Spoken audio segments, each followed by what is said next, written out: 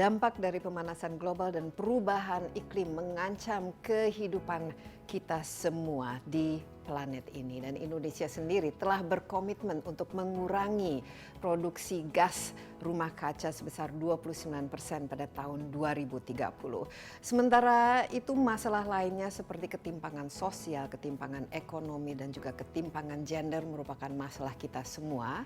Dan pemerintah juga berkomitmen untuk memenuhi SDGs atau Sustainable Development Goals pada tahun 2030.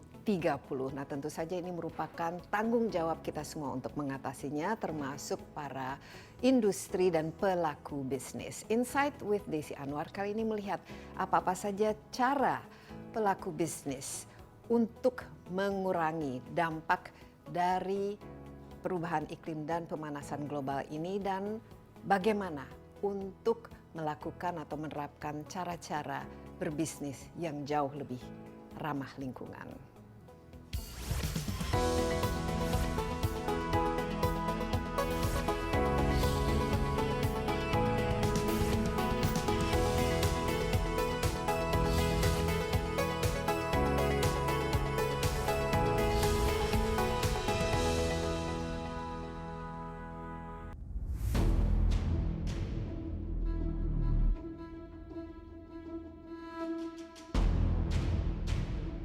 Isu keberlanjutan atau sustainability semakin lantang dinarasikan seiring masifnya kerusakan di muka bumi. Sustainability diartikan sebagai penggunaan metode secara sadar dan proaktif yang berdampak positif bagi harmoni manusia dan bumi.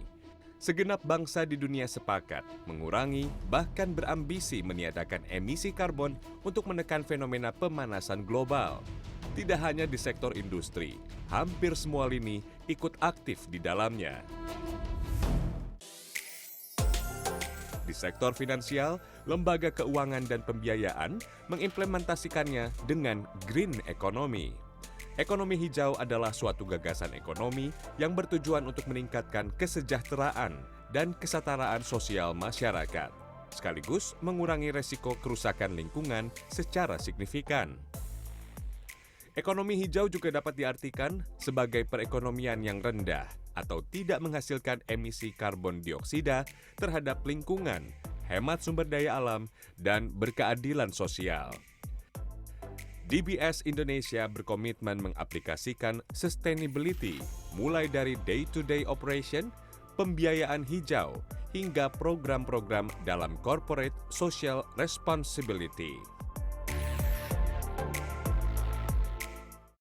Ya, masalah pemanasan global dan perubahan iklim tentu saja merupakan ancaman bagi kita semua, dan kita juga paham bahwa hal ini akibat ulah manusia, aktivitas yang kita lakukan. Jadi tentu saja yang harus kita lakukan adalah bertanggung jawab untuk memitigasi itu semua, memastikan bahwa apapun yang kita lakukan adalah ramah lingkungan dan juga bisa menyelamatkan ya planet bumi ini. Tentu saja perusahaan juga diimbau untuk menerapkan hal-hal yang ramah lingkungan, tapi juga untuk mengurangi ketimpangan-ketimpangan lain, baik itu dari segi ekonomi, sosial, maupun gender. Nah, kali ini saya sudah ditemani oleh Gunardi Lee, Corporate Director dari Bank DBS Indonesia, dan tentu saja kita melakukan ini dengan protokol kesehatan yang sangat ketat. Kita berdua sudah divaksin dan sudah melakukan tes antigen dan lain sebagainya. Kita jaga jarak. Jadi Pak Gunardi,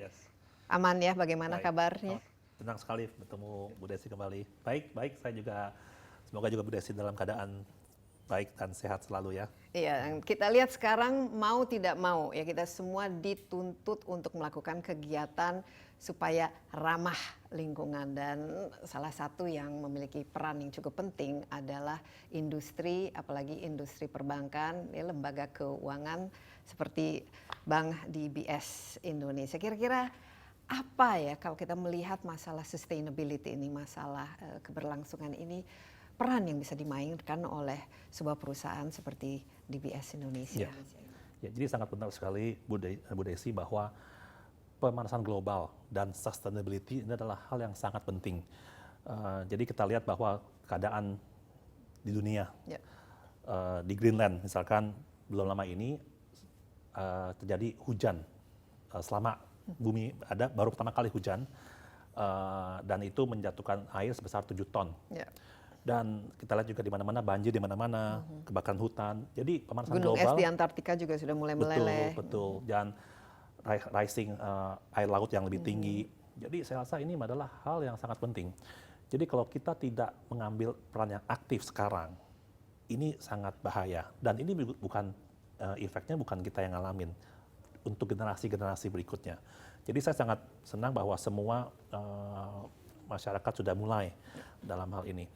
Nah, jadi untuk peran perbankan dari DBS secara grup, secara global, kita mempunyai komitmen yang besar dalam hal ini dan kita itu bergerak dalam hal 3 pilar untuk men-tackle masalah ESG tersebut, sustainability. Pilar pertama adalah responsible banking, artinya banking yang bertanggung jawab dalam hal memberikan kredit ke nasabah-nasabah yang lebih ke green, mengencourage Jadi fokus mereka. kegiatan mereka juga lebih ke yang hal-hal yang ramah lingkungan. Betul, yang ramah lingkungan. Jadi kita mengencourage mereka yang, kita juga sadar bahwa mereka tidak bisa langsung green dalam 1 hari. Jadi harus ada transition. Jadi ada transition finance-nya, sebagai macam, seperti tersebut. Jadi komitmen kita cukup besar. Kita sudah memberikan komitmen bahwa kita akan memberikan financing yang green sebesar 50 miliar Sing dollar sampai tahun 2024. 50 ribu dolar. 50 miliar dolar. 50 miliar dolar Ya. sampai tahun 2024. Betul, 50 miliar dolar. Ini bisa lebih rinci lagi, financing untuk siapa yang bisa menikmati dan kira-kira bentuk-bentuk dari loan-nya itu seperti apa? Betul. Jadi kira-kira ini seperti sustainability link loan, sustainability link bond untuk perusahaan-perusahaan di mana DBS beroperasi. Kalau di Indonesia ini bisa ada contoh-contohnya Yes. yang Di Indonesia ini kita ada beberapa transaksi seperti misalkan di awal tahun kita membantu DBS secara keseluruhan membantu PT Java Compete Indonesia untuk melakukan sustainability link bond. Ini adalah yang pertama kali di Indonesia. Dan juga di Indonesia itu kita pernah memberikan cairan ke loan ke PT Sumatera Timber yang bergerak di bidang plywood export. Jadi di mana kita memastikan bahwa bahan plywood yang dipakai ini adalah yang ramah lingkungan. Oke, sustainably linked Yes. loan. Jadi apakah perusahaan ini sudah harus menjalankan atau berniat untuk menjalankan? Jadi mungkin kriteria-kriteria dari bagaimana sebuah Yes. perusahaan tuh dipilih untuk mendapatkan sustainability linked loan ini Oke. seperti apa saja? Jadi untuk qualify mendapatkan sustainability link loan ini, pertama perusahaan harus agree dengan bank kriteria-kriteria apa aja yang akan dicapai. Jadi ada KPI-nya. Iya. Misalkan seperti Java itu mereka harus membangun water recycling facility. Jadi untuk daur ulang air. ini. Penting Ya, ini karena penting. air merupakan resource yang Betul, sangat air adalah air bersih di Indonesia kan sangat langka ya. Jadi seperti itu contohnya. Dan seperti perusahaan yang Sumatera Timber tersebut, KPI-nya adalah bahwa setiap kali mereka mau ekspor, mereka harus mendapatkan sertifikasi bahwa bahan baku yang didapat adalah ada sertifikasinya dan itu adalah yang ramah lingkungan. Iya. Kalau misalkan qualified dan bunganya akan diturunkan. Jadi ini encourage. Jadi ini ada insentifnya. ada Jadi insentifnya. perbedaan antara yang perusahaan yang tidak sustainable dan sustainable ini kira-kira berapa persen dari bunganya yang mungkin diberikan Ya, insentif dan juga Jadi kalau yang- kita melihat ya nih Mbak Desi, ke depan ini misalkan seperti yang sustainability link bond tersebut. Waktu kita ke market itu sangat volatile. Pasar sangat volatile, tetapi karena itu adalah ESG, ada sustainability link bond. Jadi investor itu memberikan order yang cukup besar. Jadi sebagai anchor, Ya. jadi stabil. Jadi itu sangat penting. Dan kita lihat bahwa on average saving yang didapat itu bisa sekitar 10 sampai 15 basis point. justru lebih besar ya savingnya. Iya. Ini ESG tadi disebut ada environment, jadi yang berkaitan dengan lingkungan hidup, tapi S-nya sustainability, tapi Yes. juga di sini ada aspek sosialnya Sosial. dan good governance ya. Betul, Tapi ini kan merupakan kesadaran dari kita semua, berarti Yes. kan semua stakeholder harus sadar bahwa kita harus melakukan Betul, praktek-praktek betul. seperti Yes. ini. Bagaimana kalau di Indonesia ini Yes. sendiri, marketnya untuk yang ESG ini, sustainability linked bond Oke. ini, green Oke. financing ini, Yes. Jadi saya semakin mungkin meningkat. Oke, jadi saya mungkin balik ke pertanyaan awalnya ya, bahwa DBS secara global kita memberikan 3 pilar untuk ESG ini. Jadi tadi saya udah mengcover pilar pertama, responsible banking. Nah, pilar kedua ini adalah responsible in the way we do business. Artinya apa? Kita juga akan beroperasi di mana-mana. Dalam kita melakukan operasi tersebut, kita juga harus bertanggung jawab atas lingkungan. Artinya apa? Misalkan kita melakukan penghematan terhadap penggunaan listrik. Ya. Kita melakukan penghematan terhadap paper. Dan juga kita memberikan training ke karyawan-karyawan kita supaya skillnya makin membaik. Jadi ini pilar kedua. Nah, pilar ketiga ini adalah creating social impact dalam hal governance. Misalkan kita memberikan grant, bantuan untuk kita namakan adalah environmental social enterprise. Jadi perusahaan-perusahaan kecil yang startup yang ramah dan peduli terhadap lingkungan, kita memberikan bantuan, grant. Itu juga kita lakukan. Jadi dan kita juga memberikan pembelajaran financial edukasi, inclusion, ya. edukasi terhadap mahasiswa-mahasiswa di Indonesia, terhadap juga melalui ada satu program namanya Walk the Talk. Jadi itu 3 pilar yang DBS Group komitmen. Nah, balik ke pertanyaan Mbak Desi mengenai animo permintaan untuk perusahaan ini, saya rasa memang ini sudah meningkat dan tapi ada baiknya juga, ada semacam insentif juga.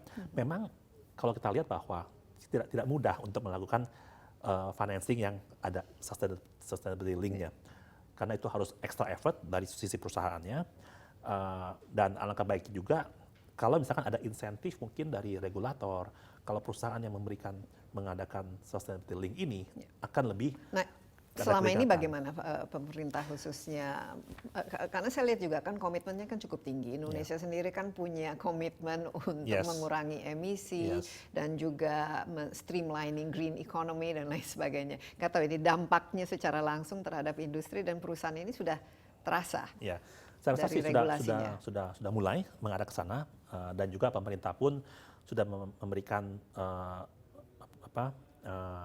himbauan untuk mulai melakukan hal-hal yang green.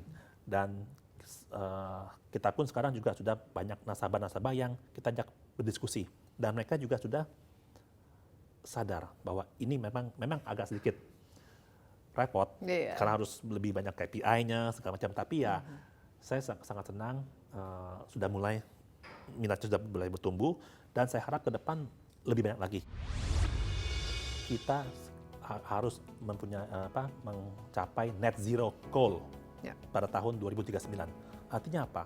Pada tahun 2039 kita tidak boleh lagi memberikan pinjaman ke nasabah yang coal related.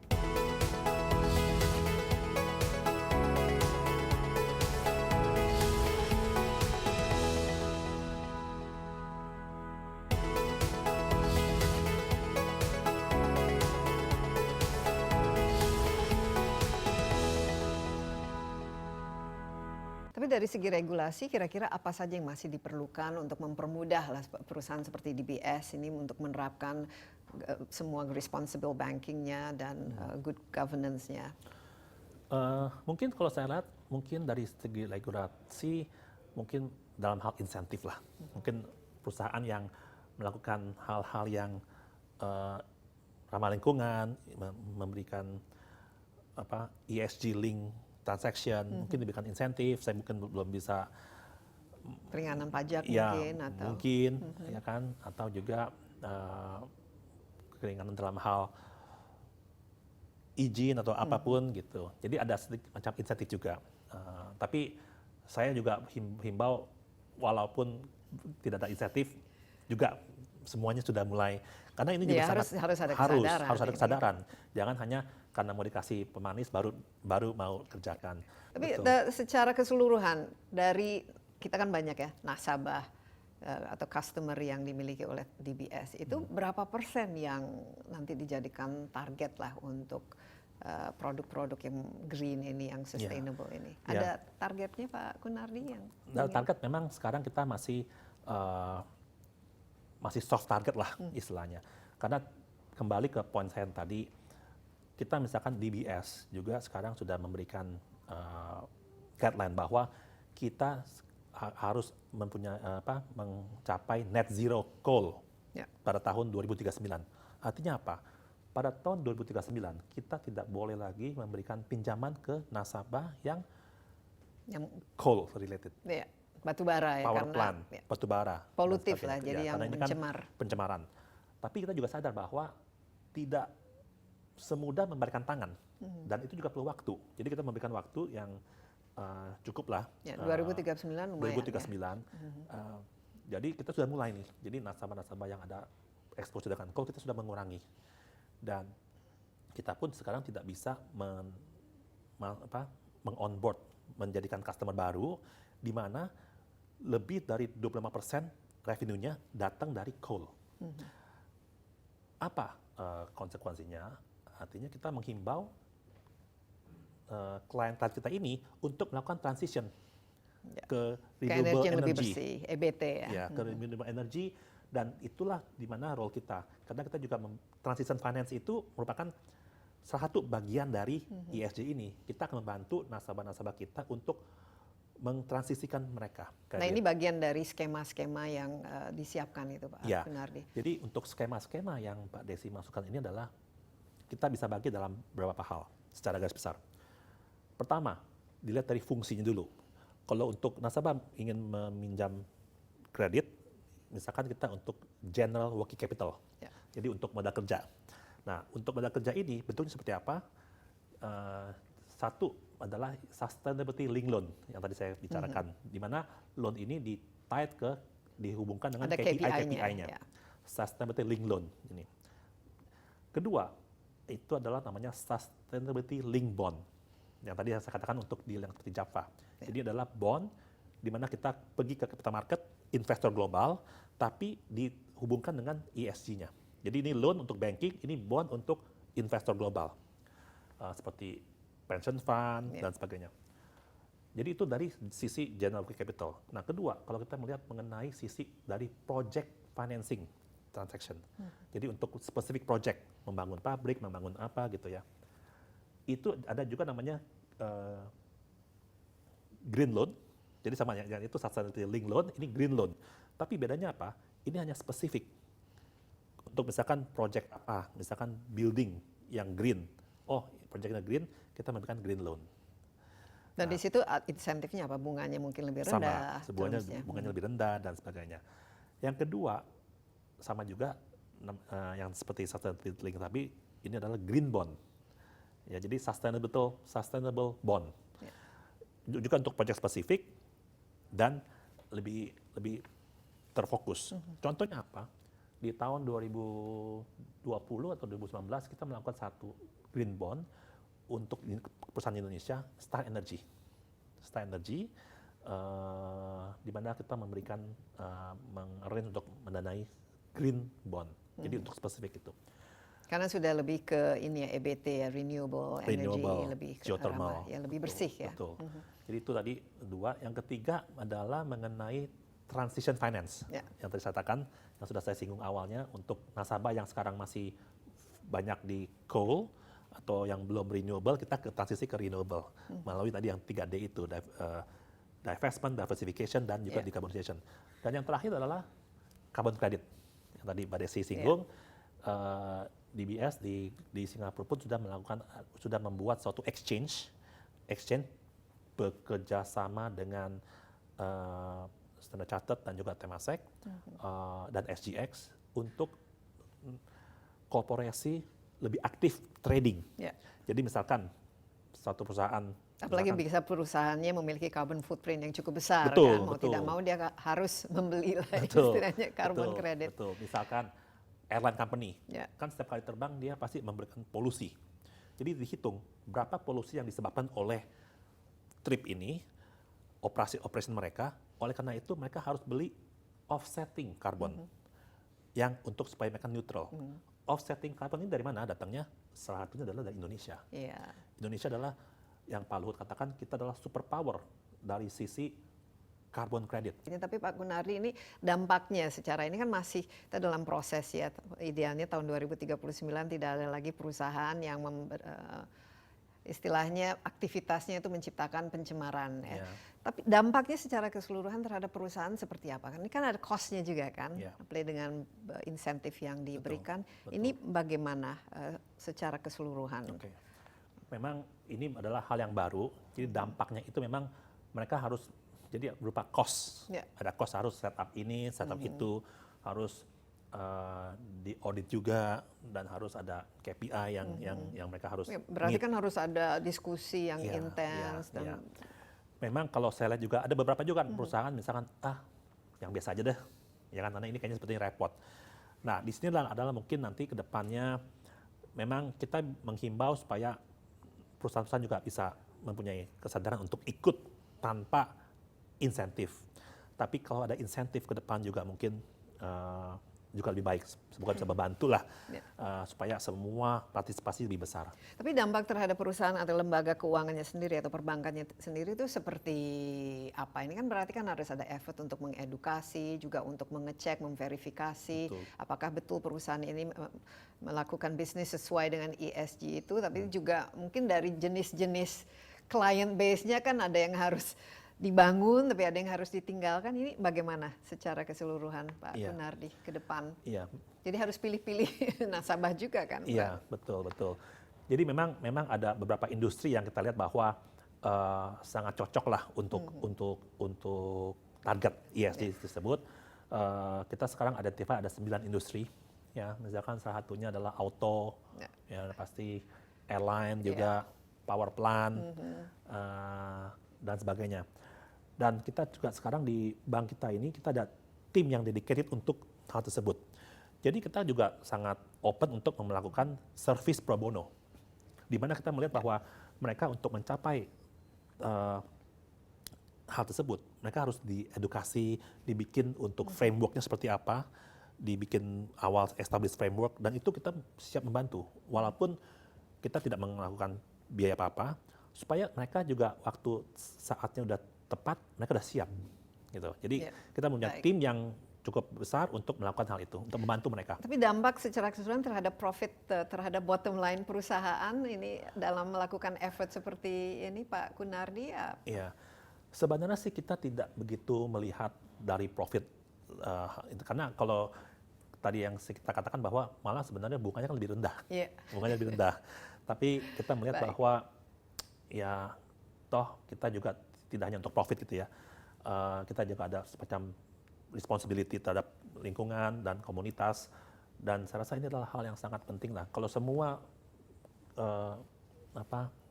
nasabah kita sudah sangat aware, saya rasa kita itu juga win-win solution buat semua. Iya, dan memang ini tidak terelakkan lagi, mau tidak mau semua bisnis, semua kegiatan yang kita lakukan di planet ini harus mengarah ke situ ya, karena kalau tidak dampaknya ini sangat-sangat merusak dan mengancam seluruh aktivitas atau kehadiran kita di dunia ini. Gunardi, ini kira-kira tren yang dimiliki oleh dunia perbankan sekarang semua mengarah ke situ, sudah mulai sadar betapa pentingnya. Betul. Jadi kalau saya bisa kasih contoh adalah salah satu transaksi di mana nasabah melakukan roadshow ke luar negeri dalam hal menerbitkan suatu bond, obligasi dolar ya. Ada satu investor yang datang, dia aja bilang, we only live in one world. Kita hanya ada satu dunia ini, kita belum bisa tinggal di Mars atau di Pluto, belum. Jadi cuma satu bumi ini. Jadi ini, walaupun ada miliarder sekarang udah pada cari-cari planet jadi kita belum bisa ke situ kan. Jadi kita harus preservasi, dan ini bukan hanya perbankan, kita semua masyarakat pun dari yang paling bawah sampai semua lapisan masyarakat bisa ikut andil. Misalkan dari sisi sampah. sampah ini kan hal yang setiap hari kita melakukan menghasilkan sampah. Tapi kalau sampah ini bisa dipilah-pilah, yang mana yang lebih bisa di-recycle, itu juga sudah membantu. Jadi banyak hal yang kita bisa ambil berpartisipasi lah. Ya, dan memang harus, dan senang melihat ya DBS bisa menjadikan salah satu role model ya untuk mengimplementasi semua ini, sehingga ya kita punya target-target yang cukup ambisius untuk mengurangi emisi. Pada sekarang katanya kita harapkan tahun 2060 itu sudah zero emission. Jadi mau tidak mau kita harus mulai. We have to start somewhere. Betul. Pak Gunardi, terima kasih banyak ya, dan sukses selalu. Sekali lagi terima kasih Pak Gunardi. Tetaplah bersama Insight with Desi Anwar. Kami akan kembali sesaat lagi dengan narasumber berikutnya. Kita pernah waktu itu datang ke Bantar Gebang dan belajar memilah sampah, and then he goes pada saat itu, why don't kita engage mereka to manage our waste.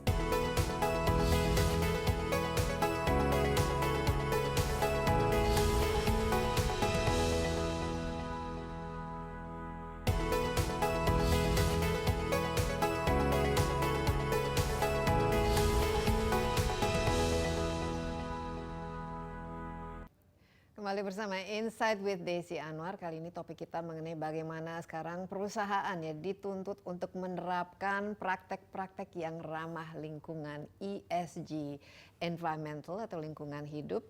S-nya sustainability ataupun sosial, and G good governance. Sekarang mau tidak mau ini harus dijalankan karena ini merupakan komitmen kita semua untuk mengurangi dampak negatif yang bisa terjadi dan sudah terjadi akibat pemanasan global dan perubahan iklim. Saya sudah ditemani oleh Mona Monica, Head of Group Strategic Communication dari PT Bank DBS Indonesia. Halo Mona, halo, apa kabar? Mbak Desi, baik, alhamdulillah, terima kasih. Iya, dan sekarang kita sebenarnya masih situasi pandemi ya, jadi DBS saya lihat juga kantornya lumayan kosong, sepi, tapi saya lihat ini justru dari layoutnya ini ramah terhadap orang-orang yang bekerja di sini. Ada sofa, ada kitchennya, ada bar, jadi lebih ke fun environment ya. Betul. Mona, tadi kita sudah bicara dengan Corporate Banking Director ya, ke Gunardi Lee yang mengatakan bahwa komitmennya adalah menerapkan responsible banking practices tapi juga responsible business practice. Ya. Sehingga saya lihat ini trennya adalah perusahaan bukan saja fokusnya pada profit atau making money, tapi harus memiliki misi sosial, a force for good, baik untuk lingkungan tapi juga untuk semua stakeholder, karyawannya, nasabahnya dan segala macam lah yang berkaitan dengan bisnisnya. Ini bagaimana dari yang daily penerapan yang paling penting itu kan diterapkan, betul sekali, dari sehari dalam kegiatan sehari-hari keseharian kita ya. Tadi Pak Gunardi kan sudah menjelaskan kita ada 3 pilar. Jadi sustainability is actually one of our strategic focus in the business overall. Kita punya salah satu strategic focus yaitu sustainability. Yang ada 3 pilar tersebut. Tadi Pak Gunardi sudah menjelaskan tentang responsible banking. Jadi anything to do with the business. Yang loan-nya juga bond, green bond dan segala macam. Dan yang ada yang pilar kedua namanya responsible business practice. Nah, responsible business practice, this is where the keseharian comes from, and this is where we actually walk the talk. So it is very important sebenarnya bagi kita, tidak hanya untuk mencanangkan we focus on sustainability now, but then we just like preaching out there, but we don't do it by ourselves gitu ya. Itu penting sekali. Jadi makanya di keseharian kita sendiri kita berusaha pelan-pelan, tidak langsung kayak tadi Pak Kun bilang, tidak just membalikkan tangan, pelan-pelan kita ke arah sana. Dimulai dengan pengurangan waste. Nah, sampah. Jadi kita punya target-target nih. Dimulai bank kan biasanya sangat boros akan kertas contohnya. Semuanya harus dicetak. Semua formulir, tanda tangan, apa segala macam, berlapis-lapis. Dengan untungnya kita early on, we are one of the pioneer of digital banking di Indonesia. Jadi mulai early kapan on itu persisnya? kita 2017 if I'm not mistaken. Jadi So jadi kita sudah yang kedua actually digital banking di Indonesia dan everything sudah digital. Nah, jadi dengan gitu kita juga pengurangan kertas itu Ya, otomatis apa-apa secara otomatis sangat berkurang. Nah, dan kita pun juga punya target-target per tahunnya. Tahun ini target berapa ton yang harus berkurang, tahun ini target harus berapa ton, ada peningkatan berapa ton gitu ya. Nah, di akhir tahun as per Desember 2020 kita sudah mengurangi 37 ton kertas dan itu naik 150% dari 2019. 37 ton, wah banyak sekali. Ya, Jadi selama ini dari mana saja tuh sumber-sumber ini? Macam-macam. Jadi karena kebetulan kita sudah transform menjadi digital banking, jadi dan itu salah satunya formulir-formulir tanda tangan basah dan segala statement macam. mungkin ya, statement yang dikirim ke nasabah sudah tidak ada lagi. Dan kita kan kalau di bank tuh ada dua bisnis kan, consumer banking dan corporate banking. Corporate banking juga dengan segala macam paperworknya itu juga. paling banyak mana, consumer banking? I think both.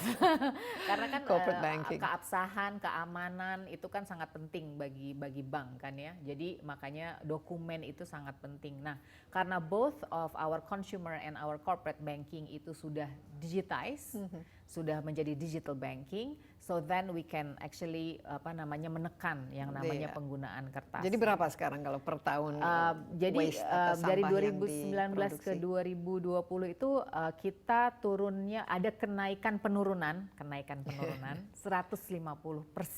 gitu. Jadi I think dan 2021 kita akan hitung by the end of the year in December. Jadi kita belum hitung sekarang.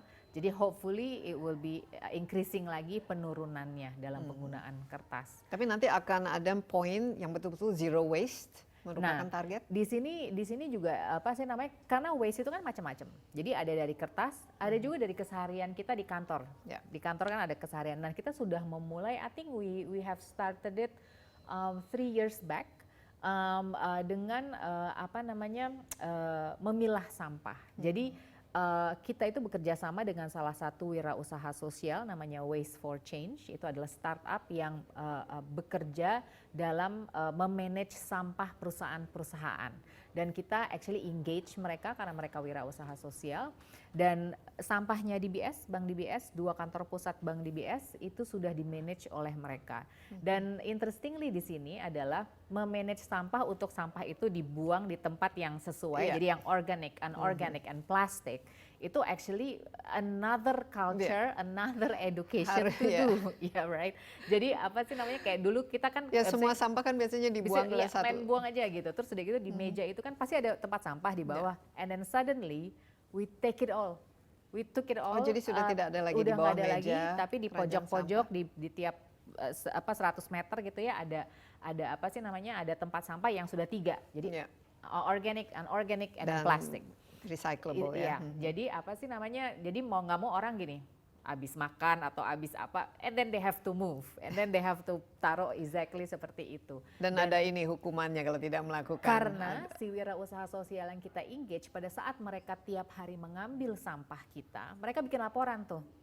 Mana yang kecampur, berapa persen yang kecampur, berapa persen yang asal. Oh ini ada kulit pisang di bagian plastik. Benar. Jadi nanti direktur dari operational kita akan mendapatkan laporan itu gitu. Jadi bahwa 70% masih tercampur. Terus jadi kita akan gini, malu banget ya. Maksudnya karyawan kita kok belum teredukasi. Nah, kita melakukan banyak edukasi lagi untuk karyawan. So it's actually quite a change in terms of culture.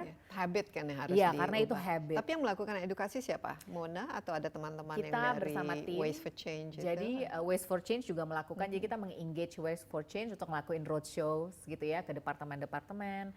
Terus kita banyak melakukannya lewat channel internal, lewat intranet, lewat email, dan juga lewat town halls gitu ya. Even CEO kita endorsing it. Actually it was his idea.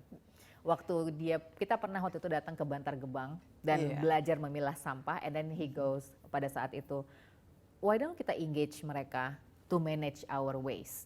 So jadi it was our CEO's ideas actually untuk engage mereka, dan itu tadi. Jadi kita melakukan edukasi itu. Jadi saya ingat pertama kali waktu tempat sampah di bawah meja itu hilang, semua orang where is the tempat sampah?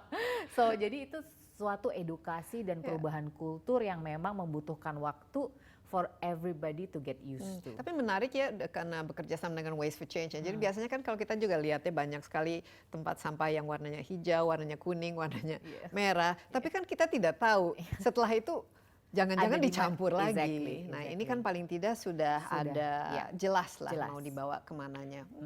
Dan ini sudah di tiap manajemen meeting kita dilaporin ini. Jadi direktur operasional kita akan bilang, oke, this month tercampur 70%, next month berkurang.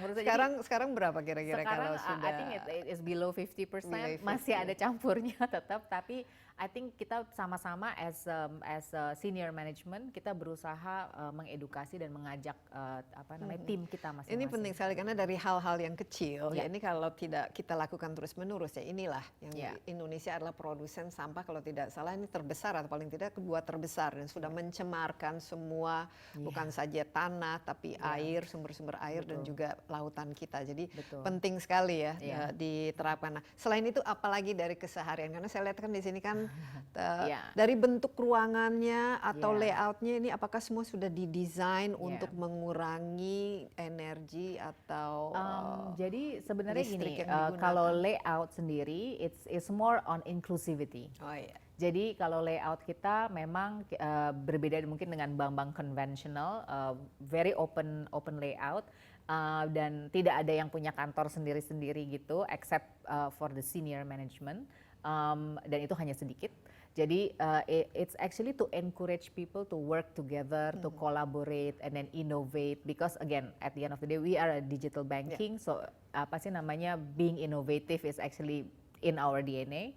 Dan kolaboratif juga, termasuk juga inclusivity in terms of gender dan status dan rank status dan rank. Jadi semua orang tuh bisa berkolaborasi, semua orang tuh bisa, semua sangat terbuka. Jadi misalnya mereka lagi diskusi soal apa, and somebody heard it, and then actually behind us because kantor masih kosong, belum ada yang kantor. Actually behind us is actually the cafe. Tempat orang-orang biasanya ngopi. Jadi mereka jualan kopi di situ. Nah, kalau ada yang diskusi tentang lagi ada project A, terus misalnya sambil ngopi ada yang dengerin. So everybody any rank they can actually chip in ideas if they want to. We also have a box of ideas. If everybody have ideas they can actually put it in. So jadi di sini kolaborasi itu sangat di encourage dan itu tidak hanya dengan rank-rank atau level-level tertentu siapa saja. Dan also termasuk gender gitu ya. Jadi kayak di kita our seniors, women senior kita actually sudah 45%, around 45% senior bankers kita adalah women gitu. Jadi makanya dari layout dan desain memang sudah dirancang sedemikian rupa dan tidak hanya layout dan desain. Pelan-pelan, so and again this is not an overnight thing. Pelan-pelan kita sudah memasang solar panel di cabang, terutama di cabang-cabang kita. Nah, jadi saat ini sudah ada beberapa cabang, I think 4 to 5 cabang yang sudah dipasang dan saat ini solar panel itu sudah bisa memberikan at least menangani 10% dari listrik. Nah, pelan-pelan kita akan meningkatkan. At DBS, we are very focused dalam menumbuh kembangkan wirausaha sosial atau social enterprise. Kenapa? Because social enterprise punya dual bottom line. One is obviously business profit, and then the other one is social impact.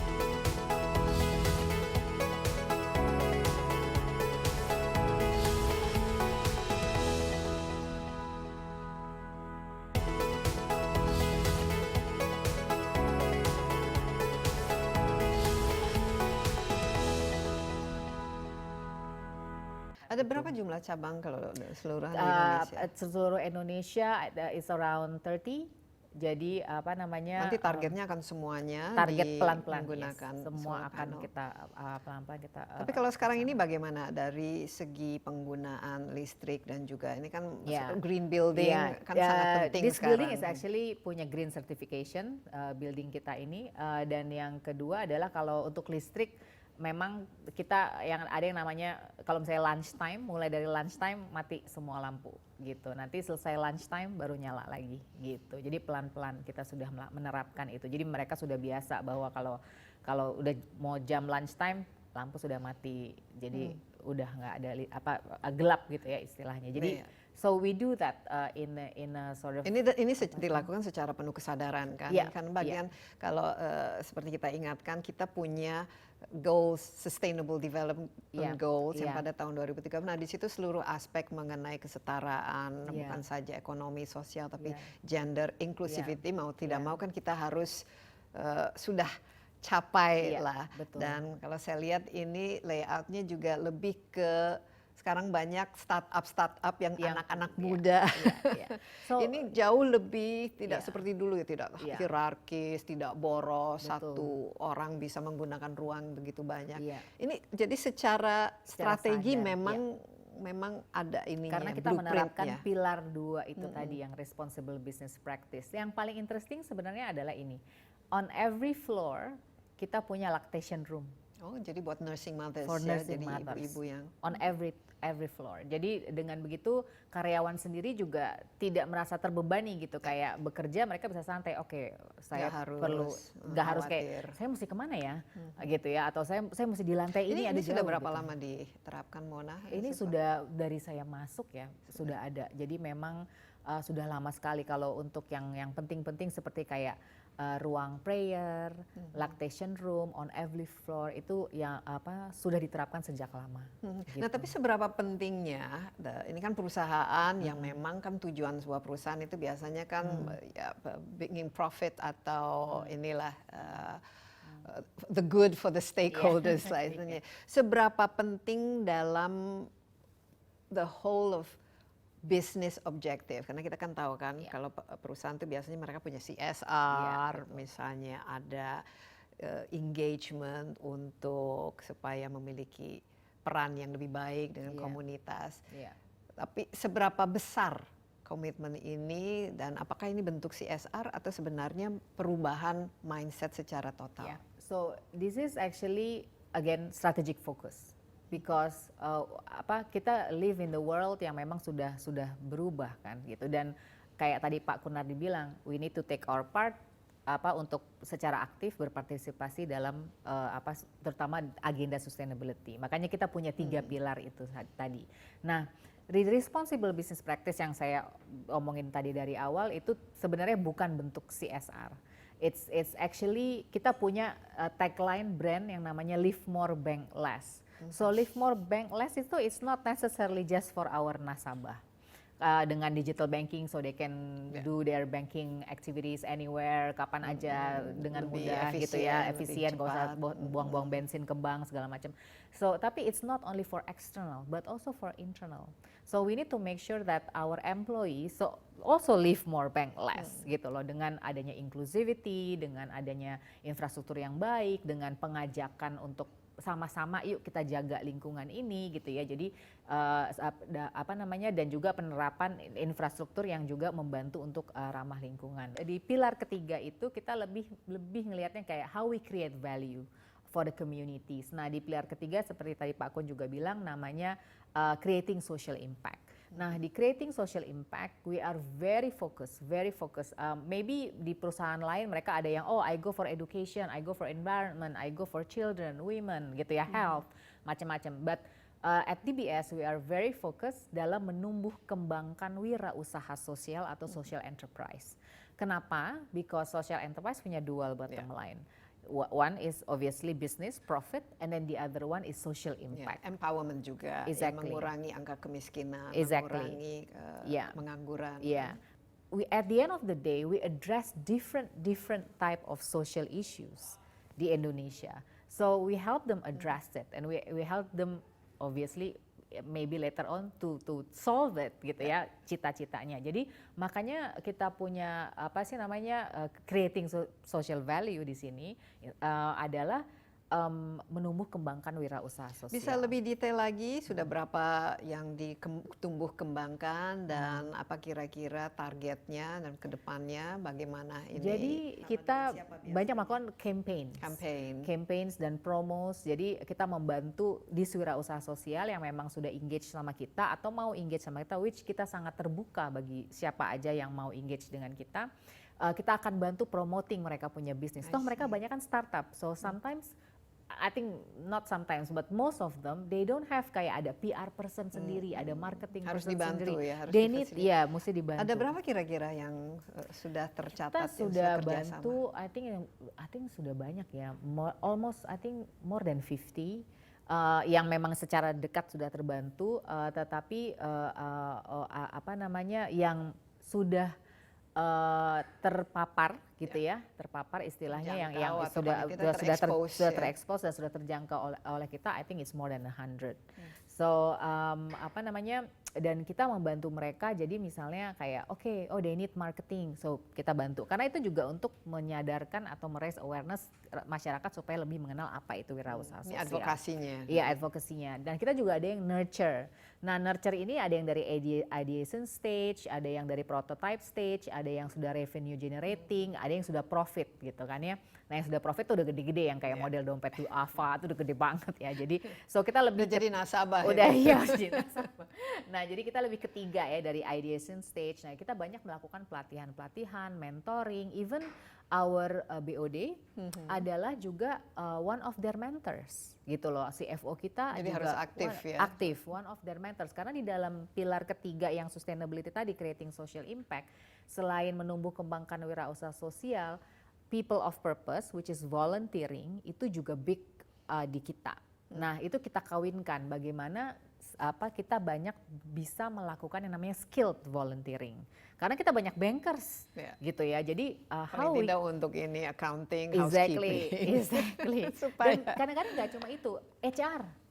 So they do have HR issues gitu loh. Dan jadi HR kita bantu mereka gitu. So a lot of our senior bankers actually juga mentornya mereka gitu. Dan juga nggak cuma itu, kita juga procure. Nah, this is yang also interesting karena ini juga bagian dari responsible business practice di mana kita walk the talk, dan di creating value itu di pilar ketiga namanya integrate. Nah, integrate itu bagaimana kita walk the talk lagi. We promote social enterprise. We help them, we give them grant atau dana hibah gitu ya. Dan kita melakukan kelas-kelas intensif buat mereka juga, business class gitu ya. Tapi udah, masa cuma itu aja? We actually integrate, mungkin Mbak Desi tahu bahwa bank itu adalah industri yang very highly audited. Right? Harus. Iya, Karena harus. masalah uang orang ini. Exactly. Nah, termasuk juga pada saat kita kalau engage vendor, kita mau pakai vendor A, vendor B gitu misalnya. Nah, itu kan mereka harus go through a lengthy process of procurement process, exactly. Jadi minta apa surat teks, surat ini, surat apa segala macam. Wah, semua sampai dicekin. Bingung. Exactly. Nah, kalau wirausaha sosial ini rata-rata kan startup. They don't have it. Nah, tapi they need help. So, and dan juga at the same time we are highly audited. We need those things. So, jadi kita akhirnya secara sadar membuat satu peraturan di mana kalau kita engaging social enterprise atau wirausaha sosial, those process di-cut. Jadi kita bisa tunjuk langsung. Jauh, jadi nggak perlu dokumen pajak, keuangan apa, audit apa, kita nggak perlu. Gitu. Mengurangi paperwork juga. Tapi dengan begitu si startup ini kan Bisa jadi punya langsung. klien besar. Tapi Gitu. akses terhadap loan dan lain sebagainya kalau mereka sudah mulai naik kelas, kan tadi awalnya kan hibah kan, Iya, itu hibah. juga Kalau sudah disediakan. naik kelas gitu. memang kita ada yang namanya loan khusus untuk social enterprise. Ini kan added value, tapi kan ada add value to the company juga dong semua yang betul. dilakukan ini. Iya. Kira-kira apa yang terasa ya sebagai perusahaan dengan melakukan ini adds value kepada ya mereka, tapi the beneficiaries. untuk perusahaan itu sendiri kira-kira apa ya, apakah brand image atau mungkin dan lain sebagainya, tapi juga berapa persen dari effort yang dikeluarkan ini. Nah, jadi terhadap kalau kita lihat kalau anggaran. add value itu sendiri, satu obviously kita create value. Di mata masyarakat we create value. Di mata stakeholders, the beneficiaries, the social enterprises, we create value for them. Nah, dengan begitu automatically our brand value juga pasti meningkat.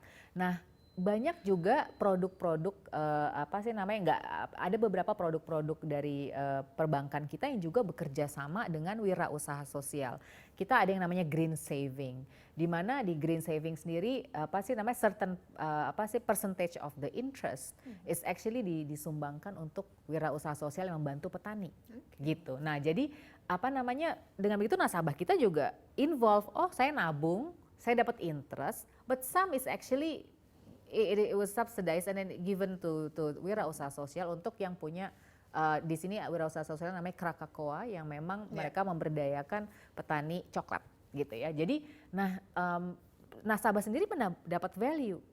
Mereka merasa punya value, obviously engagements, kedekatan dan juga minat nasabah untuk terus melakukan kegiatan perbankan dengan kita akan terus meningkat obviously. Ya, dan gitu. ini ke depan mungkin bisa berdampak positif terhadap bottom line atau memang sudah terasa?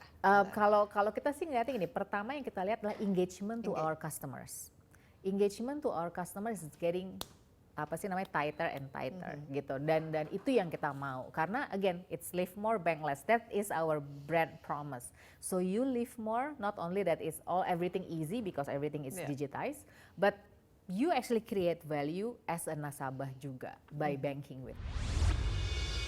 Dengan 3 pilar yang tadi itu, responsible banking, responsible business practice, creating social impact, it becomes our DNA. That's how we run the bank, that's how we do business, and that's how we engage ourselves to our own people and also to the communities.